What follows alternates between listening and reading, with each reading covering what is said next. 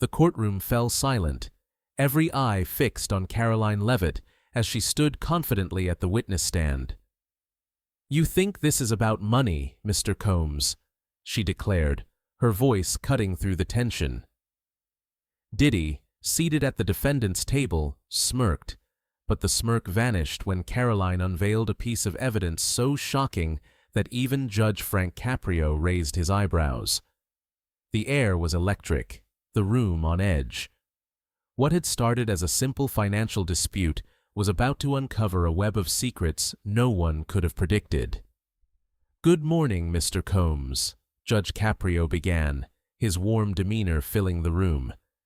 "It's not every day we have someone of your celebrity status here. Let's hope you're not planning to perform for the court." Diddy chuckled, adjusting his tie. "No performances, Your Honor. Just here to clear my name." The audience murmured, and a few smiled. Judge Caprio leaned forward, his expression playful. "Well, let's see if the evidence backs up your tune. Miss Leavitt, welcome back. I hear you've been quite the busy bee in Washington." Karoline nodded. "Yes, Your Honor. But I'm here today because I believe justice matters more than politics." "A noble sentiment," Judge Caprio replied. "Let's proceed." Prosecutor Harrington adjusted his tie and stood confidently. "Your Honor," he began, his voice measured yet firm, "this case involves serious allegations of fraudulent business practices and misuse of charitable funds by Mr. Sean Combs's organization, the Dream Bigger Foundation. The evidence we will present today hinges significantly on Miss Karoline Leavitt's testimony." Judge Frank Caprio leaned slightly forward, his expression calm but curious. "Miss Leavitt," he said, gesturing towards her, "how are you connected to this case?" Karoline stood tall, her presence composed yet determined. "Your Honor," she began, her voice clear, "I'm here today because I discovered significant discrepancies in the financial records of the Dream Bigger Foundation while volunteering with a non-profit watchdog group. Upon deeper analysis, we found evidence suggesting that funds earmarked for underprivileged communities were redirected into private investments, specifically luxury real estate." Before she could continue, Mr. Raines, Diddy's lawyer, sprang to his feet. "Objection, Your Honor. This is speculative at best and lacks direct corroboration." Judge Caprio raised his hand, signaling for silence. His tone remained gentle, but firm. "Mr. Raines, I understand your concern. Miss Leavitt, please stick to presenting the facts as they relate to documented evidence. We'll let the court determine their weight." Karoline nodded and reached for a thick binder on the table before her. "This ledger," she said, holding it up for all to see, "is an internal financial record obtained during the investigation. It details how over $3 million, originally intended for community centers in low-income neighborhoods, were instead transferred into a series of private accounts linked to luxury real estate purchases. These accounts are directly associated with Mr. Combs." A murmur rippled through the courtroom. Members of the audience exchanged whispers, their expressions ranging from shock to disbelief. Diddy, seated next to his lawyer, shifted uneasily in his chair, his jaw tightening. Judge Caprio adjusted his glasses and addressed the defendant. "Mr. Combs, you've heard the allegations. Do you have a response?" Diddy leaned forward, his expression earnest but visibly strained. "Your Honor," he began, his voice carrying a hint of frustration, "I've always had the best intentions for my foundation. It was created to inspire and uplift communities, and I would never knowingly misuse its resources. This has to be a misunderstanding or possibly a mismanagement issue by someone on my team." Prosecutor Harrington pressed on. "Your Honor, if I may, the financial records indicate these transactions occurred over a 2-year period. That would suggest a systematic issue, not a one-off mistake." Mr. Raines jumped in again. "Your Honor, We haven't seen any independent verification of these claims. This ledger could be fabricated or misinterpreted. Judge Caprio, ever the voice of reason, raised his hand once more.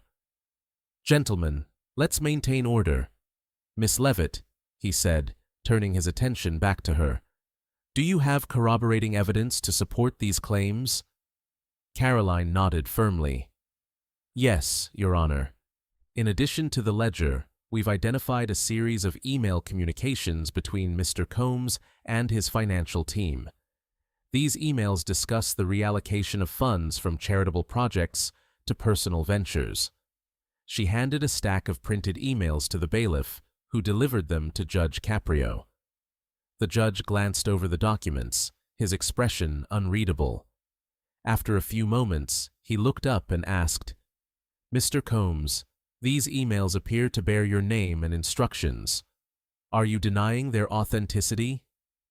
Diddy hesitated, glancing at his lawyer before responding. "I'd need my team to verify those emails. I won't deny that mistakes could have been made, but they were never intentional." Karoline's voice rang out again, unwavering. "Intentional or not, Your Honor, the result is the same. Millions of dollars meant to change lives were misused, and communities were left without the resources they desperately needed." The tension in the room was palpable. Judge Caprio leaned back in his chair, his fingers steepled as he considered the statements. "Miss Leavitt," he said, his voice thoughtful, "these are serious allegations. If proven true, they could have significant consequences, not just legally, but morally." He turned to Diddy. "Mr. Combs, if there's nothing to hide, I trust you'll cooperate fully with the court as we examine these records further."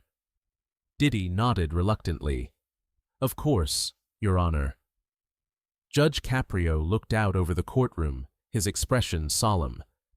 "This court will not jump to conclusions.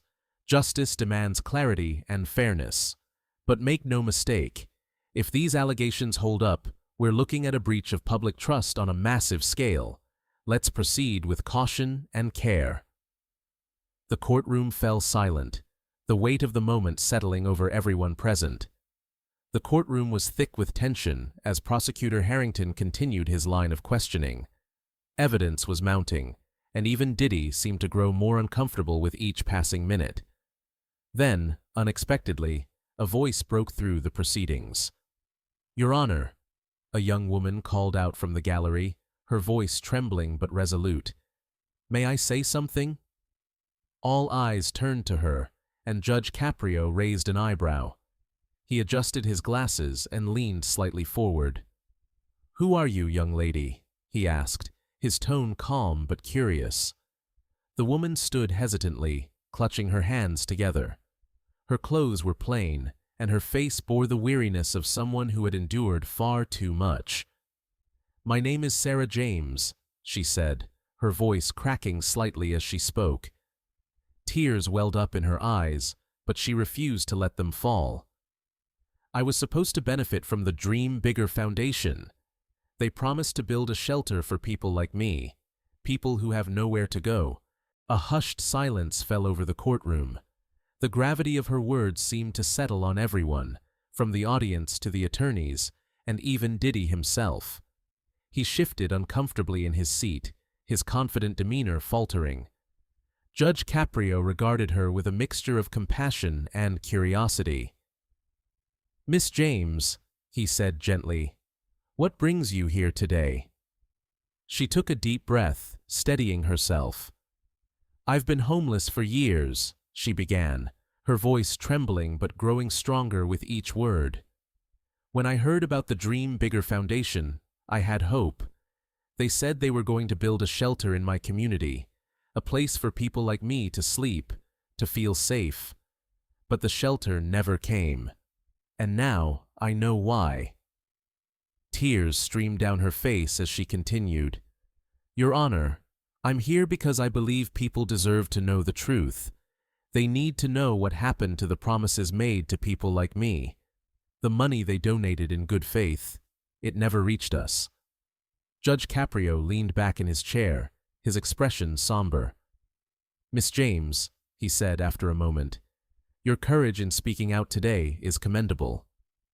"I know this isn't easy." Sarah nodded, wiping her tears. "It's not," she admitted. "But it's harder knowing that others are still out there, waiting for help that may never come. Someone needs to speak for them." The room remained silent, the weight of Sarah's testimony hanging heavily in the air. Even the sound of shuffling papers had ceased. Prosecutor Harrington glanced at Judge Caprio, then back at Sarah. "Miss James," he said softly, "you mentioned waiting for a shelter that was promised. Do you have any documentation or communication from the Foundation about this project?" Sarah nodded. "I do," she said, pulling a crumpled folder from her bag. "These are letters from the Foundation, updates on the project that was supposed to be completed 3 years ago. They kept saying delays were due to funding issues." The bailiff took the folder and handed it to Judge Caprio, who scanned the contents with a furrowed brow. He set the papers down after a moment and turned his gaze to Diddy. "Mr. Combs," he said, his voice steady but firm, "do you recognize these documents?" Diddy hesitated, his eyes flickering between the judge and his lawyer. "Your Honor," he began, his voice unusually subdued, "I don't personally handle every project, but if there were delays, it wasn't out of negligence. It was likely due to unforeseen circumstances." Sarah's voice cut through his response, filled with quiet determination. "Unforeseen circumstances don't explain why millions of dollars were spent on luxury homes instead of shelters, Mr. Combs." The tension in the room was palpable. Judge Caprio held up a hand, signaling for calm. "Miss James," he said gently, "thank you for sharing your story. It takes great strength to speak out in a setting like this. Rest assured, the court will take your testimony into account." Sarah nodded, her face a mixture of relief and lingering sadness. She returned to her seat, and the courtroom buzzed with whispers. Even Diddy looked visibly shaken, his earlier confidence replaced by a quiet unease. Judge Caprio turned back to the room, his voice carrying a note of gravity. "This case has just taken on a deeply personal dimension," he said. "We're not just talking about numbers on a ledger, we're talking about lives. Let us proceed with the utmost care and integrity." Judge Caprio removed his glasses and placed them on the bench, rubbing his temple as he stared down at the documents before him. The courtroom was silent, every pair of eyes fixed on him. He exhaled slowly, then sat upright, his tone thoughtful, yet firm. "Mr. Combs," he began, addressing the defendant directly, "philanthropy is not merely a series of actions designed to enhance one's public image or reduce a tax burden. True philanthropy means investing in the well-being of others without expecting anything in return. It's about creating tangible, meaningful change in the lives of those who need it most." He gestured gently toward Sarah James, seated in the gallery. "Miss James's testimony has brought to light the very essence of what this case is about: trust. Trust that donors place in organizations like yours, and trust that vulnerable individuals place in the promises made to them. That trust, Mr. Combs, appears to have been broken." Diddy leaned forward in his seat, his hands clasped together, as if weighing whether to speak. Judge Caprio noticed the subtle movement, but continued, his tone now taking on a more reflective quality. "Mr. Combs, I'm not here to question the sincerity of your intentions. In fact, I believe you may have started this foundation with a genuine desire to help others. But intentions alone are not enough. The road to harm, they say, is often paved with good intentions gone unchecked. What matters most are the choices we make and the actions we take, or fail to take." The judge paused, scanning the room, his gaze briefly resting on the audience, then returning to Diddy. The question before this court is not simply whether funds were misused. That, in itself, is an issue of legality and accountability. But we must also consider the moral implications. The people who relied on your foundation, who believed in your mission, they've been left with broken promises and shattered hopes. His voice softened, the sternness giving way to a tone of empathy. Miss James's story is not unique. She represents countless others who may never get the chance to stand in this courtroom and share their pain.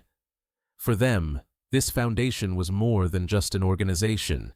It was a beacon of hope, a lifeline in a world that often feels indifferent to their struggles. Judge Caprio leaned back slightly, his eyes narrowing in contemplation. I must now wrestle with a moral dilemma that cuts to the heart of this case. How do we address the harm that has been done while acknowledging the potential for redemption? How do we hold individuals accountable without extinguishing the possibility of positive change?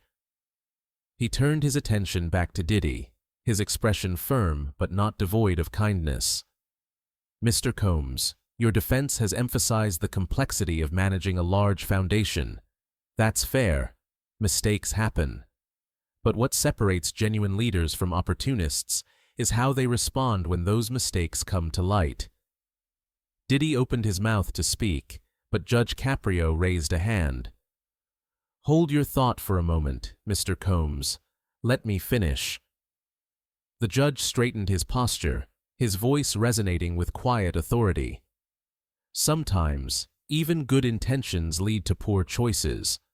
But those choices, whether deliberate or careless, still have consequences.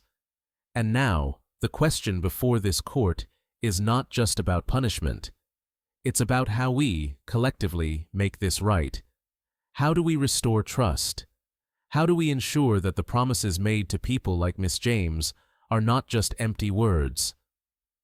The room remained still, the weight of his words pressing down on everyone present. He glanced toward the gallery where Sarah sat, her hands folded tightly in her lap. Then he shifted his gaze back to Diddy. Mr. Combs, he said, his voice steady but laden with expectation. This is a pivotal moment, not just for you, but for everyone who has been touched by this case.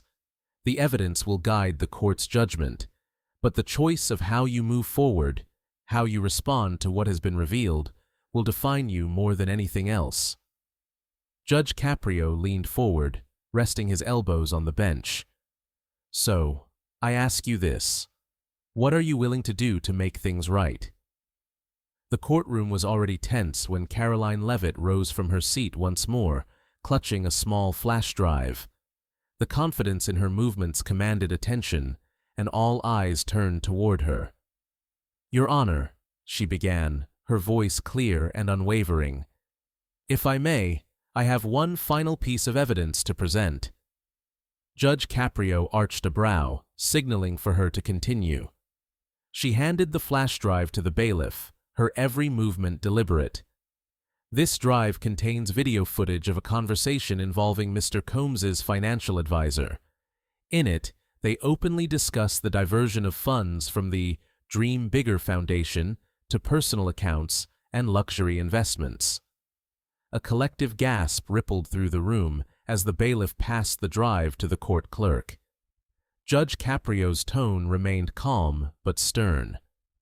Miss Leavitt, if this evidence is as significant as you claim, it will be handled with the utmost scrutiny. Clerk, please play the footage. The room grew eerily quiet as the lights dimmed and a projector screen lowered. The video began to play, displaying a cozy office setting. The audio was crystal clear. A man, later identified as Mr. Combs's financial advisor, spoke casually to an unseen party. Yeah, the shelter project is on hold, he said, chuckling lightly. We had to reallocate the funds. Some real estate investments came up, and they were just too good to pass up. Besides, no one's really keeping track of where every dollar goes. It's all under the foundation's umbrella, so it's perfectly legal. Technically. The courtroom erupted. Gasps, murmurs, and outright exclamations filled the air.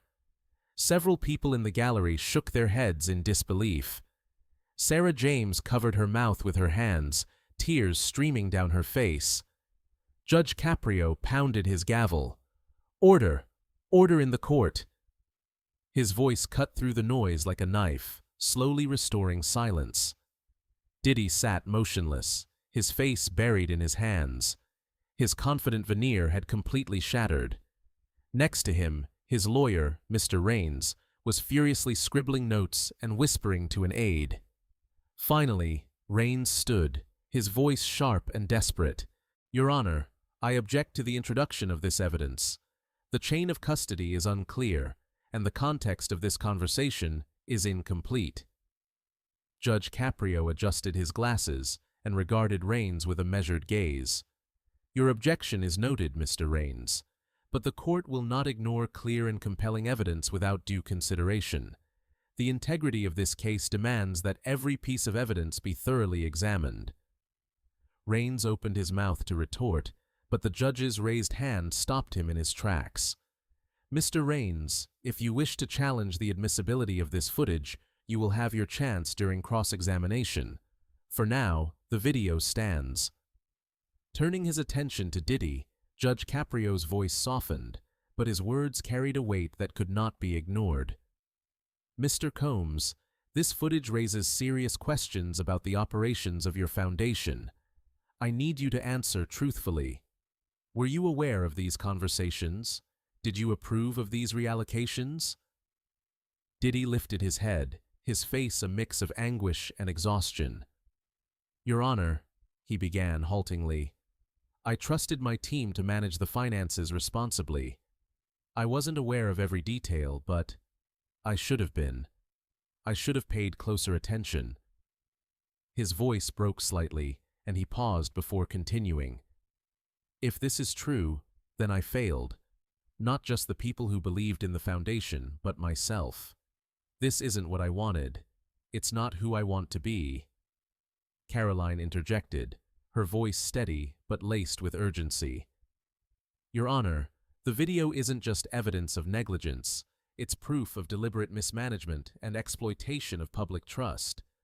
Mr. Combs may not have known every detail, but as the head of the foundation, the responsibility ultimately falls on him." The room buzzed again with murmurs, and Judge Caprio raised his gavel once more. "Enough," he said firmly. "This court will not descend into chaos. We have much to consider, and I will not render judgment lightly. Mr. Combs, the evidence against you is significant. The question now is how you choose to respond." As the screen went dark and the lights came back on, the atmosphere in the courtroom was electric. The revelation had shifted the case dramatically, leaving everyone wondering what the next move would be. Judge Caprio leaned back, his face a mask of contemplation, as the weight of the decision before him loomed large. Judge Caprio sat in silence for a long moment, the weight of the case visible on his face. Finally, he leaned forward, his hands folded, and addressed the defendant. "Mr. Combs," he began, his voice steady yet imbued with warmth. "Throughout this trial, one thing has become abundantly clear. The damage done goes beyond financial losses. It has eroded trust, dashed hopes, and left people like Miss James waiting for promises that should have been fulfilled long ago." Diddy shifted uncomfortably in his seat, visibly grappling with the gravity of the situation. Judge Caprio continued, his tone softening. "I believe that people are capable of change. I've seen it countless times in this courtroom. Redemption is not just about admitting past mistakes. It's about taking meaningful actions to right those wrongs. And you, Mr. Combs, are in a unique position to make that happen." He paused, letting his words sink in. "My judgment is this. First, you will personally ensure that every cent of the misallocated funds is reimbursed to the Dream Bigger Foundation. Those funds will be redirected to the community projects they were originally intended for. This includes the shelter Miss James spoke of, as well as other initiatives that were promised and abandoned. The courtroom was silent, the weight of the verdict palpable. Judge Caprio leaned forward slightly, his expression unwavering. Second, you will personally oversee the completion of these projects. No delegation, no excuses. Your direct involvement will be required to restore the trust that has been broken. Diddy nodded slowly, tears welling in his eyes. I'll do it, Your Honor, he said, his voice thick with emotion. I'll make it right. I owe it to everyone I've let down. Judge Caprio acknowledged the sincerity in Diddy's voice, but maintained his authoritative tone. This is not merely a punishment, Mr. Combs. It's an opportunity, a chance to prove that the person you are today is not defined by the mistakes of the past, but by the actions you take moving forward. He turned his attention to Sarah James, who was seated in the gallery, her tear-streaked face illuminated by the judge's gaze. Miss James, he said gently, your courage and perseverance have been instrumental in bringing this case to light. You are the voice of so many who have been affected, and for that, this court owes you a debt of gratitude. Sarah nodded, her hands clasped tightly in her lap. Judge Caprio offered her a reassuring smile. To ensure that this process is transparent and effective, I am ordering that you, Miss James, be involved as a liaison between the Foundation and the communities it serves. Your perspective will be invaluable in holding Mr. Combs and his team accountable. The room seemed to exhale collectively, the tension dissipating as a sense of resolution began to take hold. Diddy turned toward Sarah, his expression earnest. Miss James, he said, his voice trembling, I'm deeply sorry for everything. I promise you, I'll do everything in my power to make this right. Sarah looked at him for a moment, her expression a mix of skepticism and hope. Finally, she nodded. I'll hold you to that promise, she said softly. Judge Caprio's voice rang out again, commanding attention. This court will closely monitor the progress of these efforts. Mr. Combs, failure to comply will result in further legal action. But I hope it won't come to that. I trust that you will rise to this challenge and prove that your foundation can be a force for good. The judge's gaze swept across the room, landing briefly on Karoline Leavitt, who had been instrumental in exposing the truth. And Miss Leavitt, he said, your dedication to justice has been commendable. You've reminded us all of the power of integrity and determination. With a final rap of his gavel, Judge Caprio declared, This court is adjourned. The room buzzed with murmurs as people began to process what had transpired. For many, it wasn't just the resolution of a case, it was a testament to the possibility of redemption and the power of accountability. As the courtroom emptied, Karoline approached Sarah. Your bravery made this possible, Sarah smiled, and your determination made it happen. Judge Caprio watched them with a smile. Cases like this remind us of the power of accountability and second chances. What did you think of today's case? The narrator asked. Comment below and share your thoughts. Don't forget to subscribe for more inspiring courtroom moments with Judge Caprio. Together, we can learn and grow from these stories. See you next time.